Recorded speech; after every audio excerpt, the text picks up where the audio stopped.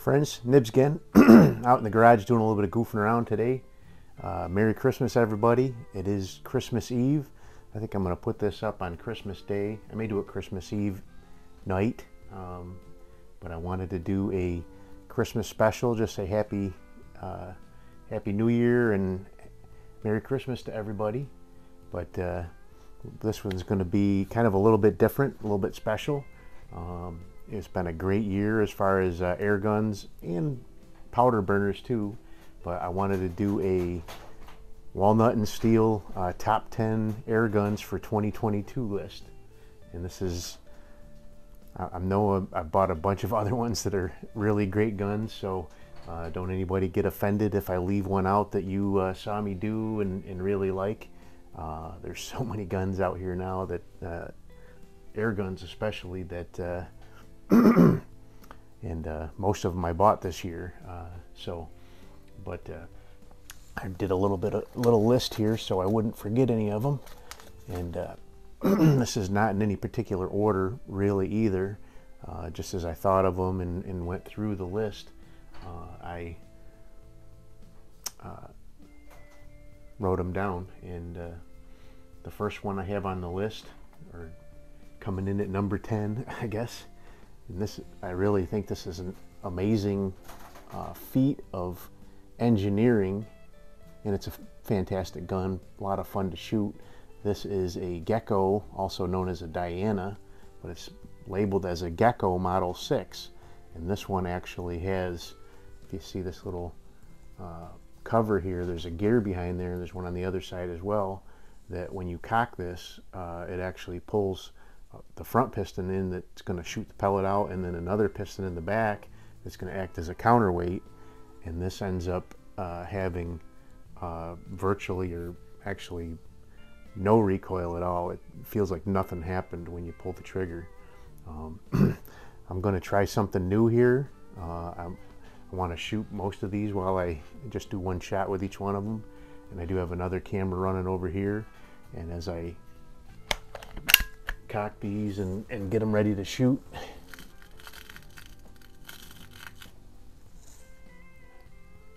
I'll cut away to this other camera and you can see me shoot. It's going to be a it's going to be a video editing nightmare, I think, but we'll give it a try.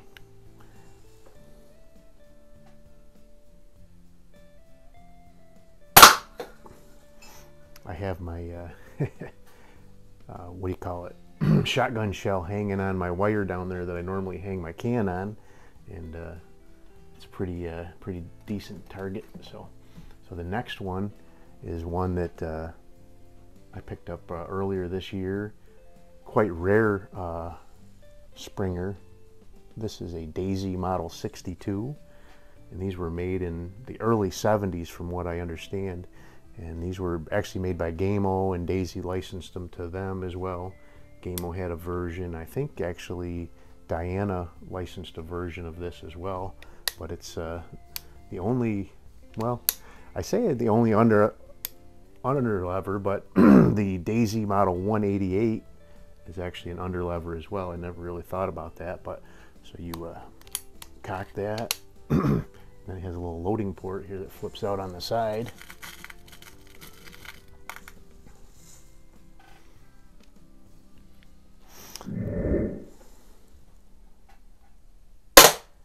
Oh, I pulled that off just to the left. You only get one shot, win, lose, or draw. So the other one, the next one on the list is one that I actually just got. I'm having a lot of fun with it, and I think I would be remiss if I didn't include this one. It's the only PCP in my collection right now. So let me go ahead and pop the magazine in.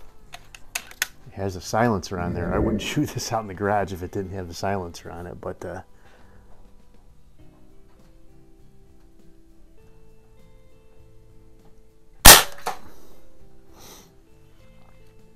not bad at all. that buck rail suppressor, I guess we should call it, is really makes that thing backyard and garage friendly. So that's really pretty awesome. See, the next one, had a hard time picking which one. I have so many of these really old ones, and I really didn't want to just clog the list with these old ones. They're all great, but the one I decided to actually include on the top 10 list, because it's such an unusual gun, is this Quackenbush number 5. I thought about putting the Eisenwerk on instead, but this one kind of won out just because it can actually shoot 22 pellets or 22 short rimfires. So I thought that was a very interesting feature and kind of gave it the edge. But so it's a break barrel, and it is a 22 caliber.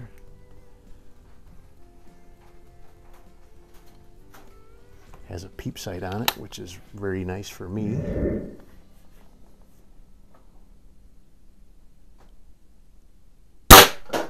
Oh, jeez. I blew my shotgun shell away. Oh. Let me go figure out what happened there. Okay, that Quackenbush is pretty cool. So this one's going to kind of surprise a few people, I think, but I think it deserves to be on the list.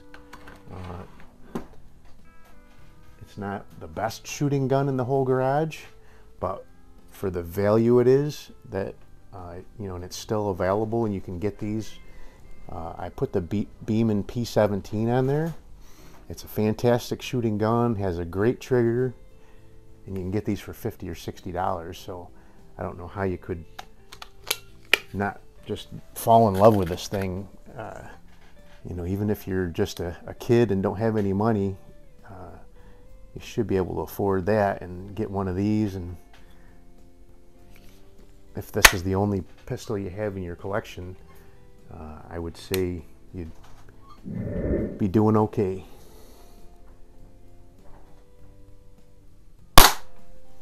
Oh, I must have just missed it, because or just skimmed it, because it moved the shotgun shell. All right, let's see what's the next one. Next one is, I would be very it would be very wrong of me to put together a list and not have a couple of Springers on it for sure. And this is one I picked up early this year, and it is absolutely a fabulous gun.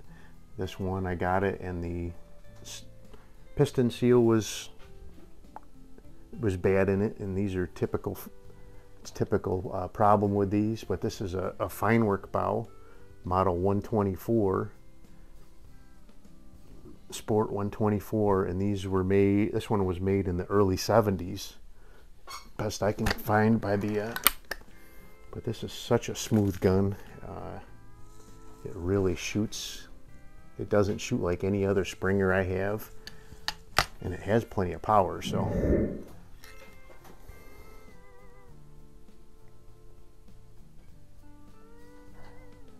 Oh, forget the automatic safety. I think that just went right through it.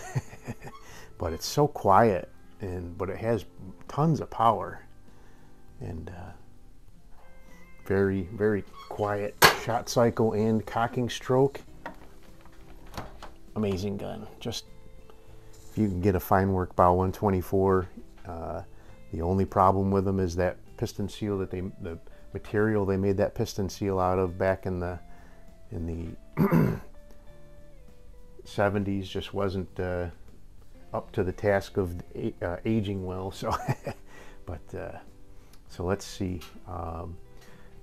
The next one, you guys know I love my pump-up guns, and I had to have at least one of those on here, and this one really represents that whole genre really, really well.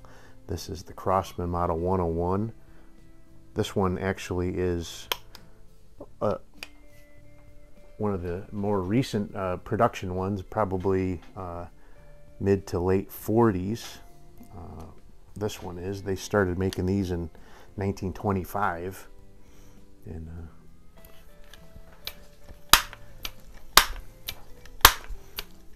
just such a cool gun. It's got the patina, but it shoots so good.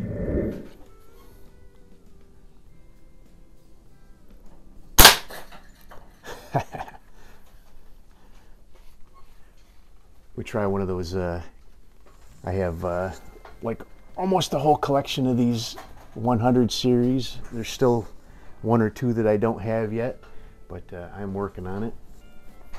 Let's see here. Now this one, you guys, I don't think you'll be surprised about, but this one is my Webley Nemesis single stroke pneumatic, and I probably should have included this one as well, but this one was, and it's an amazing gun. It's the Baikal IZH 46M, but this guy did beat it in the head-to-head challenge. He's ready for another rematch, but haven't gotten around to that yet. So, but the Webley Nemesis, this is such an amazing shooting gun, amazing trigger. Watch, I'll miss the I'll miss the shotgun shell now. But this is everything. I mean, that Beeman P17 is a fantastic gun, but this is notches above that as far as just shootability and accuracy. Oop. Knocked my shotgun shell again. I got two more, so stand by. Okay, so I didn't tear it out that time. It just flopped off the thing. So as soon as I unboxed this one, I absolutely fell in love with it. And this is the Weihrauch model HW50S. This is one of very few guns that I've bought brand new, especially air rifles brand new. And this one came brand new in the package. Still have the box here. I took the rear sight off it and put a peep sight on it just so I can shoot it better. But this one is absolutely amazing. It has the record trigger, and this one's measured in ounces, not in pounds as far as the trigger goes.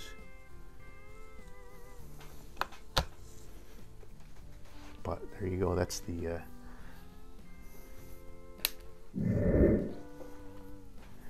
Weihrauch.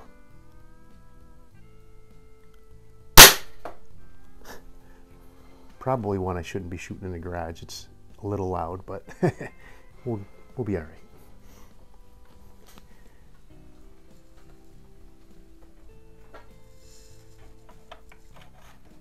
Amazingly accurate gun, and had to be on the list. I have so many Springers that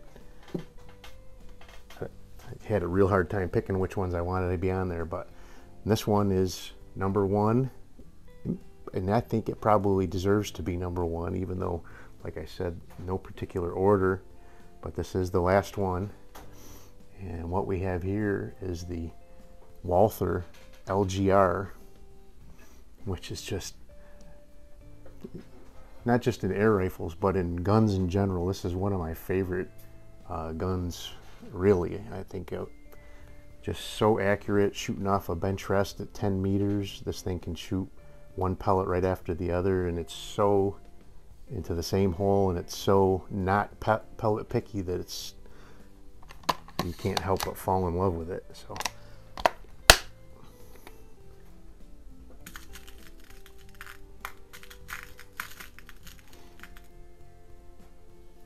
what do you guys think of my top 10 list? Is there any of my guns that you've seen me shoot over the year that you thought would have been better in this list? Or you guys agree?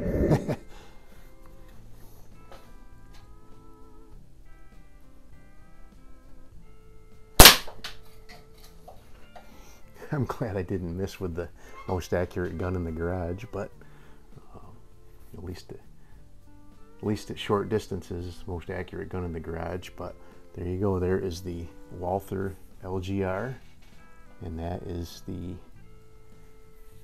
last one of my top 10 list for 2022. Yep. Hopefully 2023 is a lot of fun as well. But I really appreciate everybody being on the channel. If you told me that I was sitting very close to 4,000 subscribers at the end of this year, I would have told you you're crazy. At this time last year, I was just barely getting to 1,000. Just barely getting to 1,000.